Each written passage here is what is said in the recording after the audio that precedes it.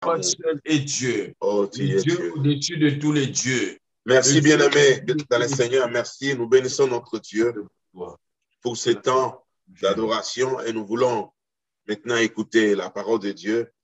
C'est dans le cadre de notre église Ararat de Paris. Nous tenons nos cultes toujours en ligne vu les conditions sanitaires. Parce que là, nous sommes aussi sur Facebook en direct. Ils sont en train de nous suivre en live sur Facebook. Voilà, bien-aimés, nous sommes l'église ministère évangélique Ararat de Paris. Nous tenons nos réunions actuellement en ligne pour nous permettre de toucher un grand nombre de personnes et éviter et respecter également des mesures barrières dites au COVID-19. Mais nous sommes en préparation pour l'acquisition d'un local dans peu de temps. Que Dieu soit loué. Et sans plus tarder, je vais donner la parole au berger Willy Kazadi et notre berger qui est mon assistant dans cette église de Paris, Ararat Paris, parce que nous sommes aussi à Milouze. C'est lui qui va nous apporter l'exhortation, le message d'aujourd'hui. Berger Willy, tu as la parole. Dieu te bénisse. Merci beaucoup, pasteur. Que Dieu soit béni, que Dieu soit glorifié. Nous voulons rendre grâce à Dieu pour ce dimanche, un dimanche merveilleux, un dimanche fantastique que Dieu nous accorde. Et je crois que par la grâce de Dieu, Dieu va nous faire beaucoup de bien. Amen. Dieu va déposer sa bénédiction sur nos vies, sur votre vie. Alléluia. Et votre présence est aussi une bénédiction pour nous. Amen. Et nous sommes heureux de vous compter parmi ceux qui ont accepté de nous donner vos oreilles pour que nous puissions déposer la petite grâce, la grâce que Dieu nous a faite, qu'elle puisse aussi vous parvenir. Amen. Amen. Je voudrais que l'on puisse prier pour le message que je voudrais apporter, que nous puissions recommander cela entre les mains de Dieu. La Bible déclare que c'est poussé par le Saint-Esprit que les gens ont parlé de la part de Dieu. Donc, le Saint-Esprit continue à parler encore aujourd'hui. Le Saint-Esprit continue encore à parler à l'Église. Et je crois que ce matin, qu'il parle encore à nos cœurs, qu'il parle encore à nos esprits, afin que nous puissions dresser, aligner notre vie sur la parole de Dieu. Saint-Esprit, merci pour ta présence. Merci pour ces instants. Merci parce que la Bible déclare que lorsque tu seras venu, tu vas conduire les hommes, tu vas nous conduire dans toute la vérité. Merci de nous conduire encore dans les profondeurs de la vérité. Merci de nous conduire encore plus à Jésus, plus à Jésus, parce que tu es venu pour glorifier le nom de Jésus. Alléluia. Tu es venu pour rendre témoignage de Jésus. Alléluia. Rends encore témoignage de Jésus aujourd'hui. Rends encore témoignage de Jésus ce matin. Yes. Et que tout ce qui ne glorifie pas Dieu, tout ce qui est en contradiction, tout ce qui est contraire à la volonté de Dieu, en ce moment, nous le neutralisons au nom de Jésus. Au nom de Jésus-Christ. Amen. Amen. Ce matin, je vous propose de prendre vos Bibles. Nous allons lire un passage que nous connaissons très bien. Un passage que nous connaissons très bien. C'est Genèse. Nous sommes dans le livre de Genèse. Genèse chapitre 1er. Genèse chapitre 1er. Nous lirons juste le premier verset. Genèse 1, verset 1. Genèse 1, verset 1. Nous connaissons, pour ceux qui sont les habitués, les lecteurs de la parole de Dieu, qui aiment la Bible, ça c'est un verset que l'on récite, que l'on connaît par cœur, mais aujourd'hui, Dieu a voulu porter mon attention sur ce premier verset du premier chapitre des Écritures saintes. Amen. Nous lisons la parole de Dieu et éventuellement, nous lirons encore d'autres textes au fur et à mesure que nous allons avancer dans mon message, dans notre message. La Bible déclare ceci: au commencement, Dieu créa le ciel et la terre. Au commencement, Dieu créa le ciel et la terre. Au commencement, ça c'est, je suis dans ma version, je ne sais pas dans votre version ce qu'il est écrit, mais dans ma version, il est écrit: au commencement, Dieu créa le ciel et la terre. Le thème de ce matin, je l'ai intitulé « Au commencement, Dieu ». Le thème de ce matin, je l'ai intitulé « Au commencement, Dieu ». Au commencement, Dieu. Bien-aimé, la Bible commence par ce verset. La Bible, les Écritures saintes commencent par une affirmation. Ça, c'est une affirmation. Ce n'est pas une négation, ce n'est pas une interrogation, mais c'est une affirmation. L'affirmation concerne l'existence même de Dieu. Alléluia. Amen. La Bible, par cette affirmation, nous fait comprendre une chose, que Dieu existe. La Bible commence par cette affirmation. Dieu existe. La Bible commence par nous dire, nous rappeler ou nous confirmer de l'existence de Dieu. Ça, c'est une première chose très importante. La Bible ne commence pas par une interrogation. La Bible ne commence pas par des explications. La Bible ne commence pas par une négation. Les Écritures saintes ne commencent pas par n'importe quelle parole, mais les Écritures saintes commencent par une affirmation. Et l'affirmation, c'est qu'au commencement, Dieu. Ça prouve que Dieu existe. Nous parle de l'existence de Dieu. Nous devons déjà être d'accord sur ce point-là. Pour tout le reste, nous devons d'abord commencer par là. Si nous ne commençons pas par là, alors le reste sera biaisé. Alors le reste sera mauvais. Mais nous devons d'abord commencer par croire. La Bible dit, il faut que ceux qui s'approchent de Dieu puissent croire que Dieu existe et qu'il est le rémunérateur de ceux qui le cherchent. Et la Bible commence par cette affirmation, au commencement, Dieu. Cette affirmation, c'est une vérité. C'est la deuxième chose. Il faut comprendre que cette affirmation est une vérité. Et cette vérité, ce n'est pas une vérité qui est relative, mais c'est une vérité qui est absolue. Et je m'explique. Ce n'est pas une vérité qui doit faire l'objet des réflexions, d'explications. Je ne sais pas comment je peux expliquer cette vérité. Je ne sais pas comment je peux réfléchir et trouver des explications sur cette vérité. Et c'est en cela qu'on dit que ce n'est pas une vérité qui est relative. Parce que la vérité qui est relative, c'est une vérité qu'on peut expliquer, qu'on peut prouver, qu'on peut faire ceci.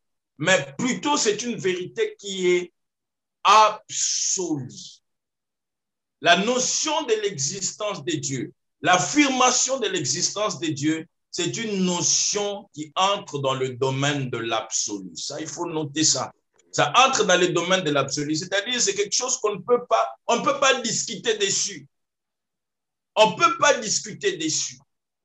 On ne peut pas chercher des réflexions à gauche, à droite dessus. Non, la Bible est claire. La Bible le dit noir sur blanc. Au commencement, Dieu. Au commencement, Dieu. Il n'y a pas d'autres explications. Alléluia. Ouais. Et lorsque l'on entre dans le domaine de l'absolu, lorsqu'on entre dans le domaine des vérités qui sont absolues, c'est le domaine exclusif de Dieu. C'est-à-dire, il y a des vérités qui sont donnés, que Dieu nous donne dans la Bible, dans la parole de Dieu, qui ne peuvent pas être discutés, mais qu'on le doit simplement accepter. Il nous faut simplement accepter ces vérités. Il faut adhérer à ces vérités. Il faut croire en cette vérité. Alléluia. Il faut accepter cette vérité. Il faut adhérer à cette vérité. Il faut croire à cette vérité. Ça, c'est le domaine des vérités dites absolues. Ce ne sont pas des vérités qui sont relatives. Lorsque Dieu affirme, il y a des affirmations que Dieu fait. Ces affirmations-là ne doivent pas être discutées. Il ne faut pas beaucoup de raisonnement, mais ce que Dieu te demande et ce qu'il te faut simplement faire, c'est accepter cette affirmation-là et cette vérité-là donnée par Dieu. Il faut adhérer à cette vérité ou encore croire en cette vérité. Amen. La Bible, lorsque nous regardons le monde est rempli de personnes qui sont incrédules. Des personnes qui ne croient pas et qui disent, qui nient l'existence même de Dieu. On parle des athées, des personnes pour eux, Dieu n'existe pas. Ils vont même plus loin. Ils disent que Dieu, c'est une invention humaine. Ils disent que Dieu est une invention humaine. Ce sont les hommes qui ont inventé Dieu. Ce sont les hommes qui ont créé le concept même de Dieu. Dieu n'existe pas.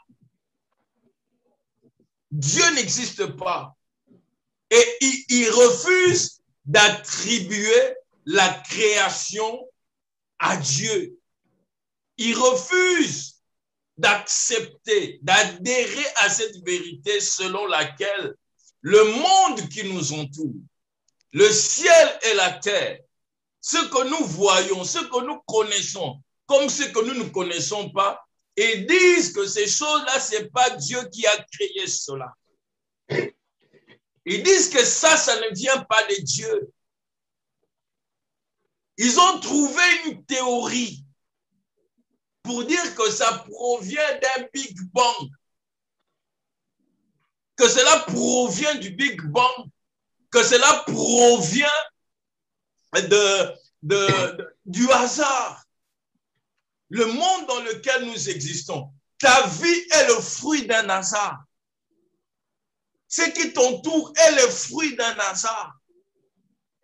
Tout ce qui se passe autour de toi, tout ce qui se passe dans ton environnement proche comme dans ton environnement lointain, tout ce qui t'entoure, c'est le fruit d'un hasard. C'est le fruit d'un Big Bang. Aujourd'hui, le monde est en train de traverser des périodes difficiles. On a des épidémies, des pandémies. On a la faim. On a des inondations. On a des gens qui s'enrichissent. Et lorsque même vous suivez les informations, on dit, il y a ceux qui étaient riches, mais avec les crises, ils deviennent davantage riches. Leur fortune augmente de jour en jour, de seconde en seconde. Et les incrédules disent que tous ces événements, toutes ces choses, c'est le concours du hasard. Ça vient par hasard. Oh, bien-aimé, je voulais te dire que tout ce qui arrive sur la terre, tout ce qui arrive dans ta vie, tout ce qui se passe en toi, tout ce qui se passe autour de toi, tout ce que tu connais, tout ce que tu connais pas, ce que tu maîtrises, ce que tu ne maîtrises pas, ce n'est pas le fruit d'un hasard. Amen. Cela ne se produit pas par hasard. Cela n'arrive pas par hasard. La Bible déclare dans Amos, chapitre 3, le verset 6, la Bible déclare ceci, je paraphrase, Qui dira qu'une chose arrive sans que l'Éternel n'en soit l'auteur? Qui dira qu'une chose arrive sans que l'Éternel n'en soit l'auteur? Bien-aimé, il y a un Dieu dans le ciel. Celui qui a créé toutes choses. Celui qui existe au commencement. Celui qui a existé avant que le commencement ne commence. Celui qui a existé avant même que le temps ne commence. Yes. Celui qui a existé avant le temps. Lui n'est pas dans le temps, mais lui, il est en dehors du temps. Amen. Toi, tu es limité dans le temps. Les événements que nous rencontrons sont limités dans le temps et dans l'espace peut-être. Mais notre Dieu, il est illimité. Il est en dehors du temps. Il est au-dessus du temps. Amen. Et tout ce qui arrive sur la terre n'arrive pas par les fruits d'un hasard. Tout ce qui existe n'existe pas par les fruits d'un hasard. Mais c'est là, c'est Dieu qui en est l'auteur. Dieu qui en est le concepteur. Dieu qui en est l'architecte. Il a placé chaque élément dans son coin. Il a placé chaque élément là où il doit se trouver. Les événements qui arrivent sur la terre, ça n'arrive pas par hasard, c'est parce que Dieu en est l'auteur. Ce n'est pas d'abord le diable qui en est l'auteur. Tout ce que le diable fait, c'est parce que Dieu lui permet de le faire. Tout ce qui arrive, c'est Dieu qui permet à ces choses d'arriver. Voilà pourquoi Amos nous dit, qui dira qu'une chose arrive sans que l'Éternel n'en soit l'auteur? Qui dira que quelque chose va arriver à ta famille sans que l'Éternel n'en soit l'auteur? Que ce soit en bien et même des fois en mal. La Bible déclare, lorsque vous lisez l'histoire de Job, il a connu la richesse, il a connu la prospérité. Mais à un moment dans sa vie, il y a eu des successions de malheurs. Il y a eu des successions de désastres, des catastrophes. Mais la Bible déclare que c'est Dieu qui avait permis à Satan de faire ces choses. Mais il lui avait donné des restrictions. Il avait tracé une limite au-delà de laquelle le diable ne pouvait pas aller. Au-delà de laquelle le diable ne peut pas franchir. Bien-aimé, dans chaque situation, dans chaque problème qui arrive dans ta vie, dans chaque problème qui arrive dans ton mariage, dans ta famille, dans tes projets, dans tes études, j'aimerais d'abord que tu voies Dieu au-dessus. Même les déluges, la Bible déclare qu'il y avait les déluges, mais Dieu était toujours sur son trône. Qui dira qu'une chose arrive sans que l'Éternel n'en soit l'auteur? Il en est le concepteur du monde que tu vois. C'est comme une voiture. Une voiture aujourd'hui, comme un moteur. Je compare cela à un moteur. Les fabricants d'un moteur. Il y a plusieurs éléments. Il y a plusieurs pièces. Mais lorsqu'on le met ensemble, ça forme le moteur. Et le moteur est là pour aider la voiture, pour faire fonctionner la voiture, pour que la voiture soit utile. Tout ce qui t'arrive, tout ce qui arrive à notre monde, il y a un concepteur, il y a un fabricant, il y a un créateur. Vois au commencement de toutes choses de Dieu. Et ça, c'est une notion très importante. Vois au commencement de tout Dieu. Ne vois pas le hasard.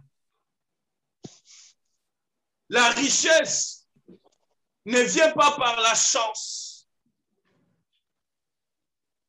Oh non, telle personne est un chancard. Telle personne, c'est un chancard. Tel, c'est un chancard. Bien-aimé, ne vois pas la chance, mais vois d'abord Dieu. Amen. Ne vois pas la chance, vois d'abord Dieu. Yes. La chance, c'est un truc de hasard. Voilà pourquoi, en tant qu'enfant de Dieu, des fois, il y a un jeu de hasard.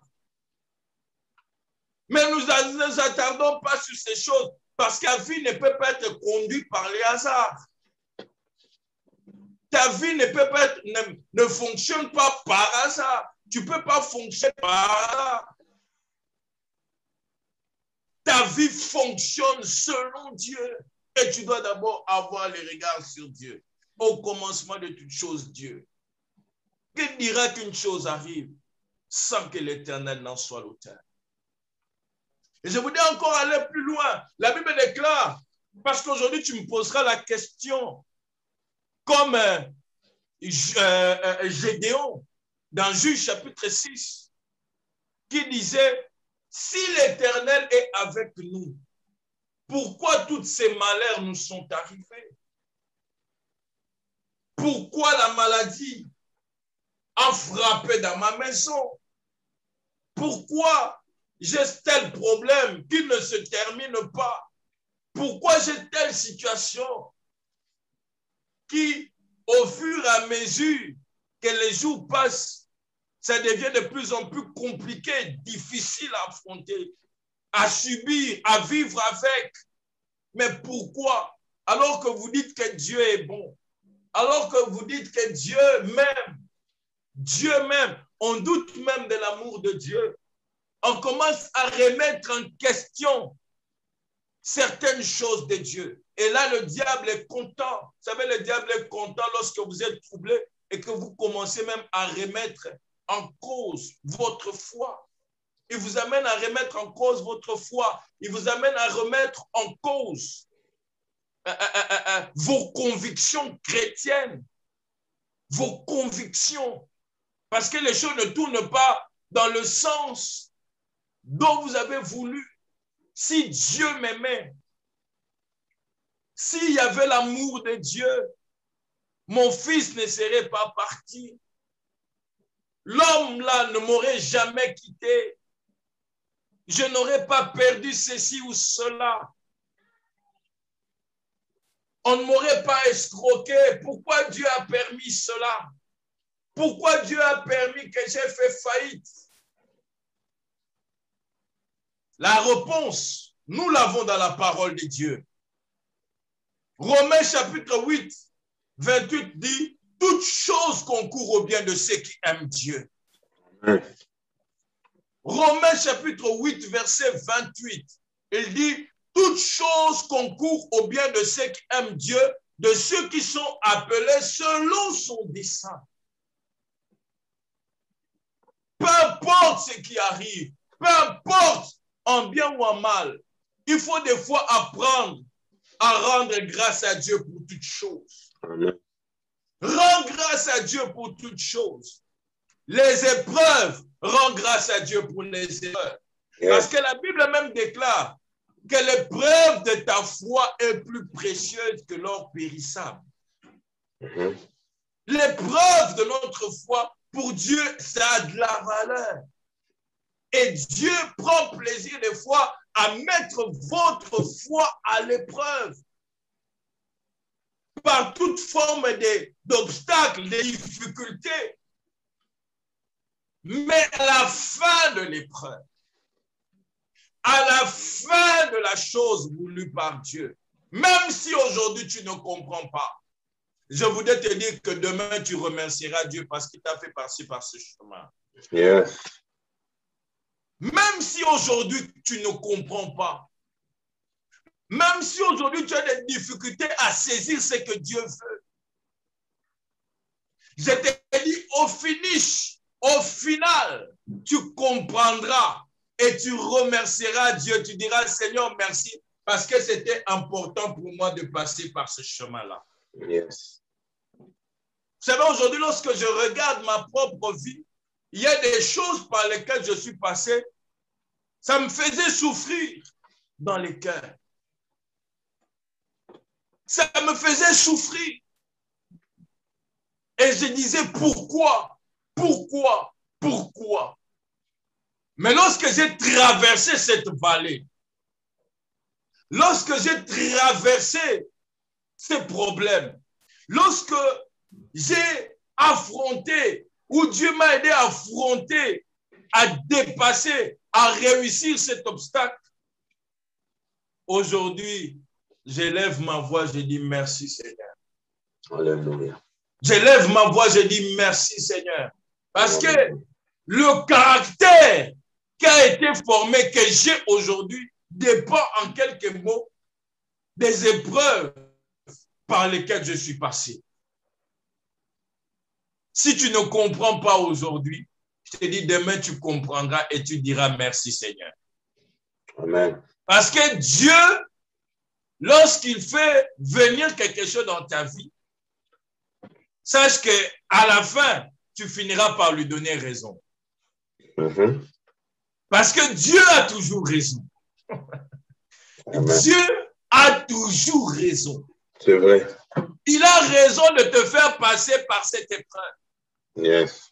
Il a raison de permettre à ce que le Covid soit en train de frapper la terre aujourd'hui. Dieu a toujours raison. Regardez aujourd'hui, à cause du Covid, combien de gens sont en train de se rapprocher de Dieu.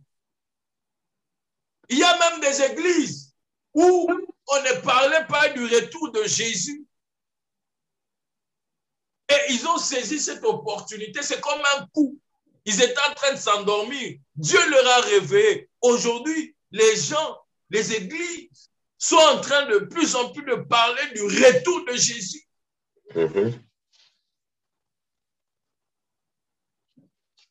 Oh, bien-aimé, ne prends pas toujours du mauvais côté.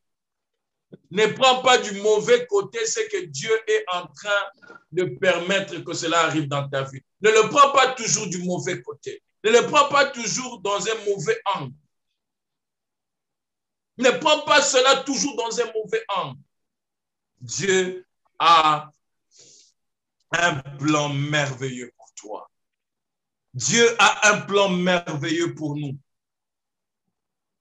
L'important, ce n'est pas ce qui se passe aujourd'hui, mais Dieu a en vue le futur. Dieu a en vue le futur. Dieu a en vue le futur. Oh my God. Tu as vu douleur, tu as vu ceci, mais comprends une chose, que le Dieu que tu pries, il en est le concepteur, il en est l'architecte, il en est le fabricant et il en est le créateur. Alléluia. Et il est aussi important de comprendre une chose très importante. C'est que moi, je dis toujours au commencement Dieu, mais Dieu doit être aussi au commencement de tout.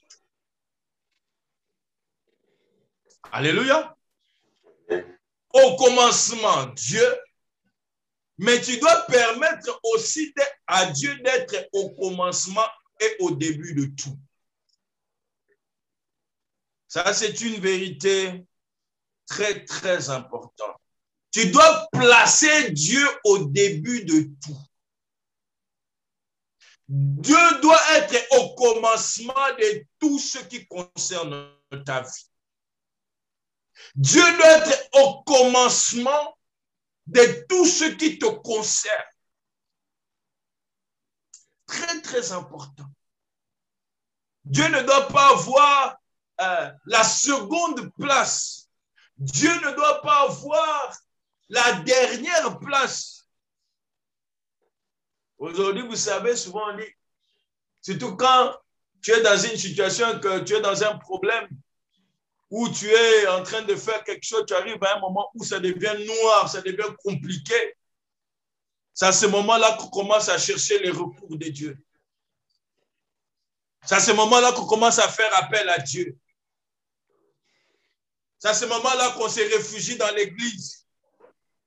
Il y a des gens comme ça. Oh, le travail, il a eu le travail. Tout allait bien, mais à un moment donné, Pâques, il se réfugie vers Dieu. Et souvent, on emploie à tort et à travers ce passage de la Bible qui dit « Mon Rédempteur est vivant et il s'élèvera le dernier. » C'est comme si on veut faire toujours intervenir des fois Dieu en dernier. Non, non seulement au commencement Dieu, mais Dieu doit être au commencement de tout. Ça, c'est très important. Dieu doit être au commencement de tout. Pourquoi Dieu doit être au commencement de tout? Je vais citer 4 choses que j'ai retenues. Pourquoi Dieu doit être au commencement de tout? Pourquoi Dieu doit être au commencement de tout? Le Seigneur doit être au commencement de tout ce qui te concerne. Regarde, ta vie doit être au commencement de tout, de tout, de tout, de tout. Ne laisse rien de tout quand je dis de tout, de tout. La première chose, lorsque Dieu est au commencement de tout, cela nous permet de gagner du temps. Un gain de temps. Un gain de temps. Très important. Regardez aujourd'hui une personne qui a commencé les affaires. Je donne un exemple. Tu commences tes affaires, mais tu as commencé sans Dieu. Dieu n'était pas au début. Dieu n'était pas au début. Et tu évolues. À un moment donné, il y a un obstacle. À un moment donné, ça ne marche plus. À un moment donné, ça ne répond plus. Tu commences à te poser des questions. Et souvent, qu'est-ce qu'on fait? On rentre vers Dieu. C'est bien. Mais regarde le temps que tu as perdu. Regarde le temps que tu as fait. Regarde le temps que tu as mis pour comprendre que tu devais d'abord recourir à Dieu. Tu as fait marche arrière. Heureusement, Dieu est bon. Si tu as commencé sans lui, si tu es allé sans lui, si tu as fait sans lui, Dieu te demande ce matin de revenir vers lui, de te repentir. Très important. Lorsque Dieu est au début de tout, lorsque Dieu est au commencement de tout, cela te permet de gagner du temps. Il y a un gain de temps.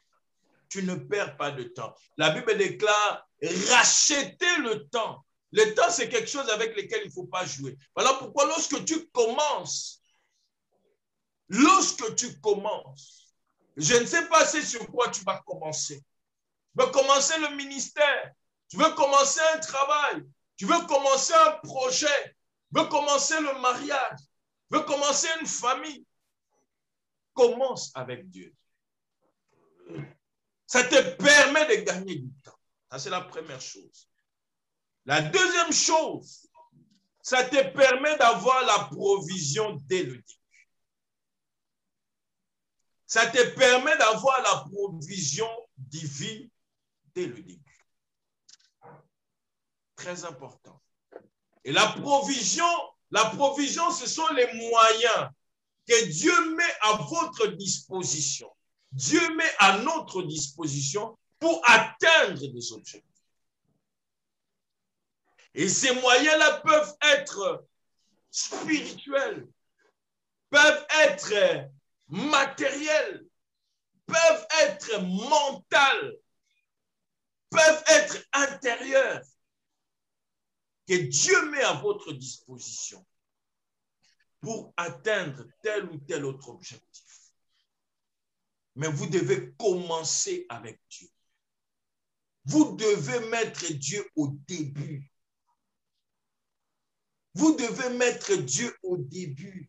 C'est très, très important. Regardez Jésus, avant de commencer le ministère, avant de commencer son ministère, la mission d'atteindre ses objectifs, la Bible déclare, il est allé chercher Dieu. Il s'est retiré dans le désert parce qu'il devait d'abord commencer avec Dieu. Très important. Ça vous permet d'avoir la provision pour affronter les obstacles. Parce que sur votre chemin, sûrement il y aura des obstacles. sûrement qu'il y aura des obstacles. Mais si vous n'avez pas la provision nécessaire et suffisante pour faire face aux obstacles, vous allez abandonner. Vous allez abandonner. Commencez avec Dieu. Dieu vous donnera la provision. Vous n'abandonnerez pas. Hier au travail, je travaillais avec un garçon. Il travaille, il vient d'arriver, il travaille.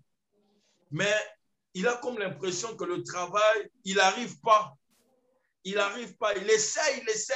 Il voit comment moi je travaille. Il veut faire comme moi, mais il essaie, il n'arrive pas. Et il est abattu, il veut abandonner. Je lui ai dit non, j'étais aussi à ta place.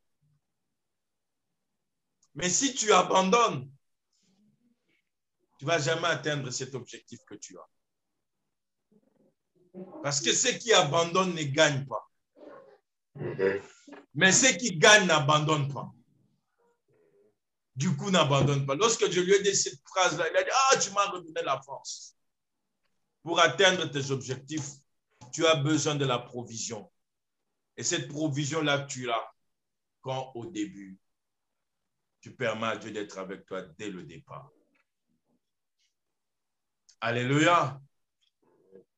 Et une autre chose que je voudrais aussi ajouter, commencer avec Dieu dès le début, où Dieu doit être au début de tout. C'est-à-dire, le départ, lorsque tu prends un bon départ, cela conditionne la suite. Très important. Lorsque tu prends un bon départ, cela conditionne la suite. Et prendre un bon départ, c'est avoir l'aval de Dieu. C'est avoir l'autorisation de Dieu. Poursuivrai-je, atteindrai-je. Dieu lui dit, poursuis car tu atteindras. Poursuis car tu atteindras.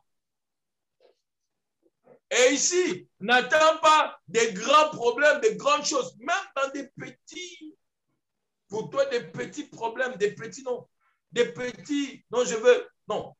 Dieu doit être au début. Dieu doit être au début. Le départ conditionne le reste. Les gens qui courent, la tête, les gens qui sont sur une piste, ils vont être d'accord avec moi que lorsque celui qui donne le signal du départ, donne le signal, un bon départ de l'athlète va lui permettre de faire une bonne course et d'arriver à la ligne. Lorsque le départ n'est pas bon, lorsque le départ est mauvais, souvent cela conditionne le reste. Voilà pourquoi votre départ doit être bon. Votre départ doit être de qualité. Et pour que le départ soit bon, pour que le départ soit de qualité, vous avez besoin que Dieu soit avec vous au début. Voilà pourquoi ne soyez pas pressés dans certaines choses. Ne soyez pas pressés dans certaines choses. Certaines décisions qu'il faut prendre. Certains projets dans lesquels il faut se lancer. Que ce ne soit pas sur un coup de tête. Je fais ceci, je fais cela. Prenez le temps. Assurez votre départ. Et cela va conditionner le reste.